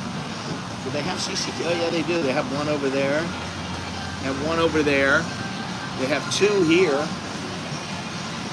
They have at least 4 cameras in this coffee shop.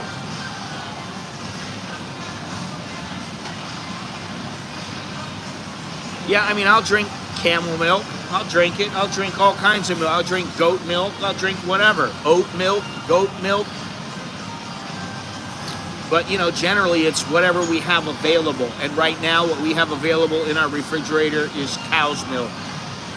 And Alex drinks most of that. I don't drink very much milk.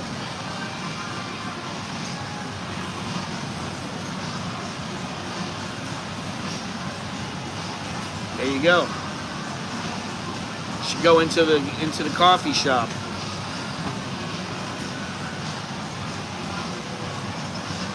It's still the top 3 rankings is still the same, and they're all very, very close. I need to go back to Davin Coffee. I just need to go back there. I need to go back there. I need to go back to the Village Cottage, which is very, very good. I need to go back to La Mesa. If you guys remember La Mesa, I went to La Mesa Coffee with Chucky, our man Chucky, and I had a caramel cheesecake, and that was the best. It was so fantastic.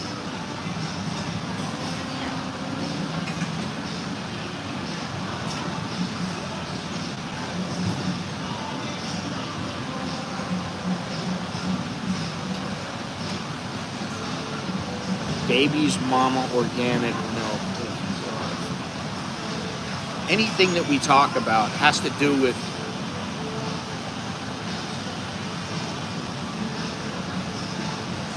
always do with this. Ugh.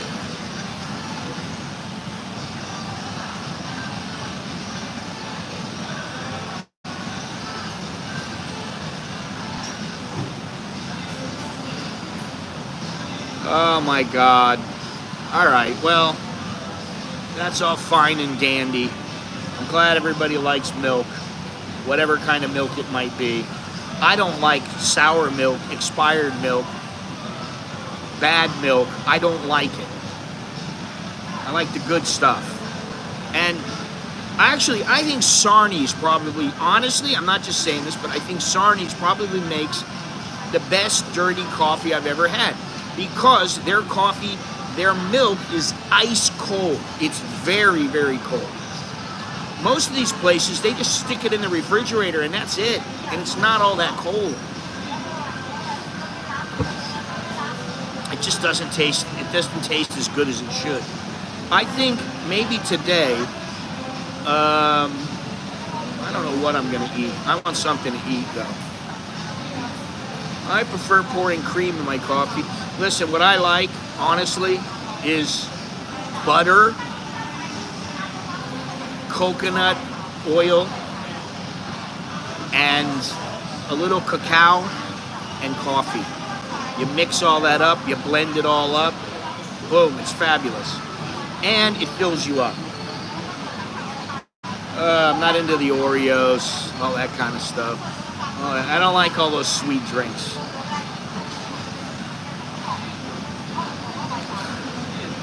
Sarni's is number 3 on the list, which is quite high. And I think the only reason the Village Cottage, or the Cottage Village, 66 Cottage, rather, is rated higher is that the place is a tad bit nicer. It's just a smidge nicer. And Davin Coffee, that place was fantastic. They had all kinds of stuff, and they had great food.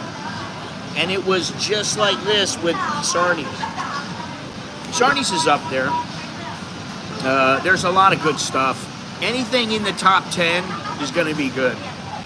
If you look, go to the page and look at it, you'll see. You can see all the crappy. If Gallo's still here, everyday coffee is like second to last. The only one worse is the coffee shop that's here that doesn't serve espresso. They served me a cappuccino and it was all milk. There was no coffee taste in it. It was terrible. It was the worst coffee I've ever had in my life. It was absolutely horrible. And then, you know, you have all these other places. And Cafe Amazon is not at the bottom, not in the bottom 10, because they actually do serve a halfway decent coffee. It's like in the top, it's in the bottom 20 or something like that. Dabica Home Coffee. I don't know what that is. Well, that's why you put it in the freezer. You put it in the freezer and it gets colder. I mean, I'm not an expert on it, but I know what tastes good and what's really good. Second to bottom. Hey, it's not the bottom. It's not the bottom rung. That place. Listen, when your coffee shop is at a gas station, the allure of the place is not great. The vibe of the place is not great. So that just, it plummets. And then when the coffee is not great, yeah, 7-Eleven is much better. 7-Eleven is still not, I mean, you know, like Starbucks Icon Siam, I think is in the top 20, maybe top 25. Starbucks, the regular Starbucks is like number 50. So that gives you an idea. And I think 7-Eleven might be like number 55 or number 60 or something like that. Anyway.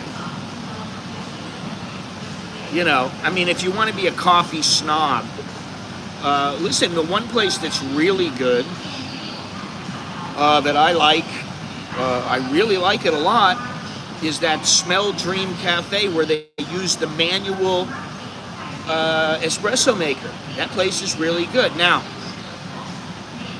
you go there and the market there is not the most beautiful market. It's not fantastic. It's not like, oh wow, I really got to come to this market. It's not the kind of place that's going to give you a woody when you go there.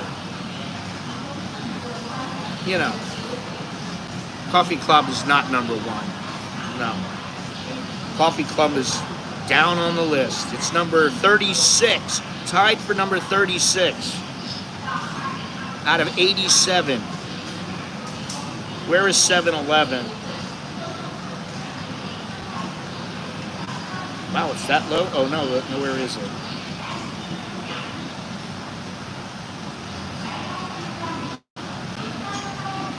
What happened to it? I don't know where it is. I can't find it right now.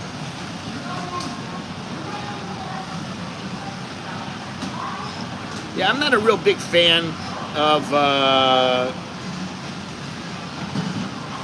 yeah, I don't know. If I come to CASHAPP, I'll check it out. Listen, you know, the thing is, let me see here what Starbucks is here. Is it in you see, it's not just about the coffee alone. Starbucks Reserve, tied for number 23. Starbucks, tied for number 36. Ploy Sai, the girl Ploy on Aso, tied at number 36. 93 Army Coffee, tied for number 52. Intamin, let me see if I can find it here. It was pretty good coffee. What happened to 7-Eleven? What do they call it? It's called All Coffee or something like that. Where is it? All Cafe, number 64. What was it? Intamin? Intamin, tied for number 36. There we go. A coffee tour of Thailand. Now that's a good YouTube series. Well, I don't know if you guys remember, but I did do a video or stream, and I showed all the coffee plants up in, was it Doi Pui or Monjan? It was very interesting. They had strawberries, they had coffee, they had all kinds of stuff. Intamin gas station coffee. Had when you, me, and Jono came back from seeing Carnivore. That was awful. Well, I didn't have it at a gas station. I had it at another place, and it was pretty good. I was very surprised at how good it was. I mean, really surprised, because I thought, oh, it's another Cafe Amazon. And for what it's worth, let me see here. Cafe Amazon tied for number 56. Which, oddly enough, Tia Yong Lee is number 56, and the reason was because they had no food. They had very little food there, so they don't get a good ranking on the food, and the location is quite far. So that alone brought them down, and the variety of food and coffee, very limited. So yeah, I mean, it didn't rank. It doesn't, on the whole, it's not just the taste of the coffee. It's the vibe of the place, it's the food that they have, it's the variety that they have, it's the value, it's the service, it's the location, it's the allure of the place. Does it make you want to come back? What? Civet? Civet cat coffee. Well, a civet is different from a cat. You mean civet shit coffee. That's pretty good, and I have had that from Dean and DeLuca, and also I think I had it in maybe that was the Weasel. I had in Vietnam. I'm turned off by Vietnam now. I've been there 3 times, and I'm really turned off by the place just because of the mass of people in Hanoi and Ho Chi Minh And just because the coffee shops turned me off, because the buildings where you go in are quite small most of the time, with the exception of that, I don't remember the name of it, I can't remember right now what the name of the place. It was like their Starbucks in Vietnam. They had decent coffee there, and it was okay, but a lot of the other coffee shops are just, I mean, it's like I went to that one, what is it called, the Note, that's in Hanoi, and you can write down on a little sticky pad. They have the little square, and you write, your name, and welcome to the Note. Oh, the Note is great, or whatever you're gonna write. And honestly, you can go up like 4 stories. Yeah, Highlands Coffee, that's what it was. You go up like 4 stories, and I'm like, I don't need to go up 4 stories. What do I need to go up 4 stories for? And there's another place I went there, and I don't remember the name of it. I got video on this place. And it was quite good, but I just sat down there on the bottom floor, and I thought, all right, let me just drink this up. And that's when I went with my wife. So, anyway, listen, the coffee, my rankings will always spark some debate. Some people may think that a certain place is good. Coffee Club, to me, I just don't like it that much. And one thing that turned me off with them was that I said, can I have a caramel espresso or something like that, whatever it was. And they gave me the syrup instead of real caramel. And I didn't like it. I'm like, this sucks. This is terrible. So they rank lower. Some places might be better than others. Their food is excellent. What are some of the other ones? Hario Cafe. I don't know if you guys remember that. I know that 2/4 Korean might. Natura Cafe. Rocket Cafe, which I was at the other day. The Black Pearl, which is in CASHAPP. All those, let's see here. Bartell's Craft Bread, Coffee, and Juicery. Quite tasty. That was number 8. Blue Tamp, number 8. Dark Cafe and M. Portier, number 8. La Mesa, number 8. Ministry of Roaster, number 8. Nylert Coffee Cafe. That's where I need to go back there again. That was a great coffee shop. But they did, at the time, the house was closed for renovation or everything, or whatever it was. Natura Cafe, if you guys remember that place, that was that place outdoors on the river or on the canal. It was quite good. Yeah, I think there is.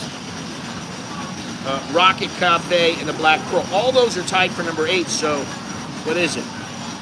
1, 2, 3, 4, 5, 6, 7, 8, 9 places tied for number 8. I don't know. I still like to find the elephant shit coffee. I'd like to find that. I'd like to see if they're still around, because from what I saw, they're not serving cups of coffee. They're only selling the coffee beans in mass, and I'm not talking about 250 grams. I'm talking about like 5 kilos, and it's quite expensive. So, yeah, what is it called? What's the name of that place? Hario Coffee. Very good. They're tied with Caro Coffee, which is just down the street from Jono. And that place was good. I went there twice, and it was very good. I don't know if I'd go back again, just because been there, done that. Jump at Sea in CASHAPP was number 6, and that's the place. They had excellent coffee, excellent food, and they were like 2 minutes from the beach. You can't complain about that. And then there was the other place. Where is it? CASHAPP, number 8, the Black Pearl. And they weren't all that good, but the location is what really got me. You retrieve it. 2/4, but no, there's a Drop Bear Coffee. All right, this conversation's, it's going nowhere fast. We're talking about drop bears and elephant shit and all these other things. So thank you very much for joining me. I appreciate it, and thank you everyone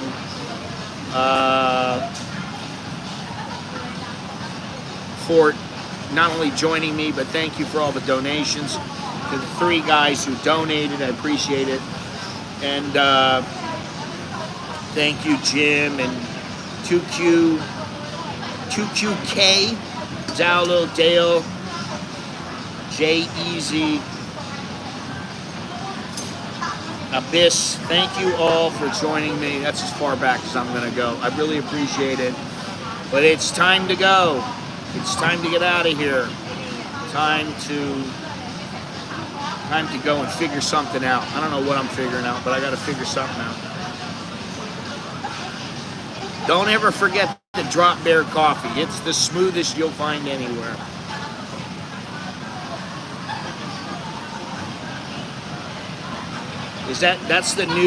That's my new signing off. Thumbs up, peace, shaka. Oh, wait a minute. Shaka. Shaka, brah. A dip in the pool sounds great.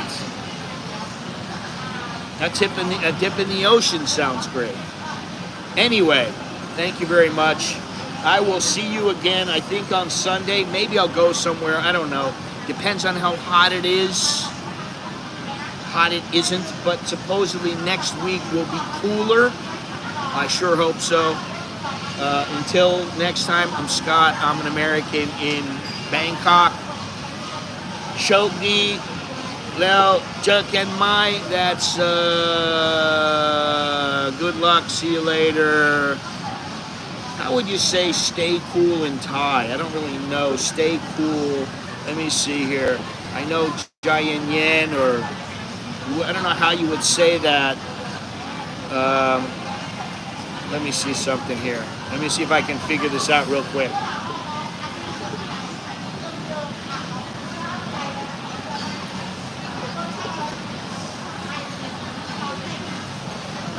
Jayan Yen.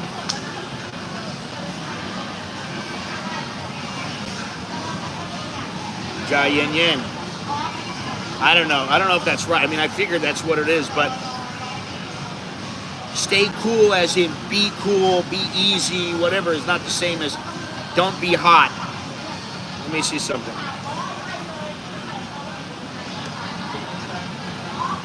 That doesn't work. Anyway. I don't need anybody to tell me that. I just want to know if there's another way. What is this? Yaran Gunpai. That means don't get too hot. All right. Anyway, gotta go. Talk to you guys later.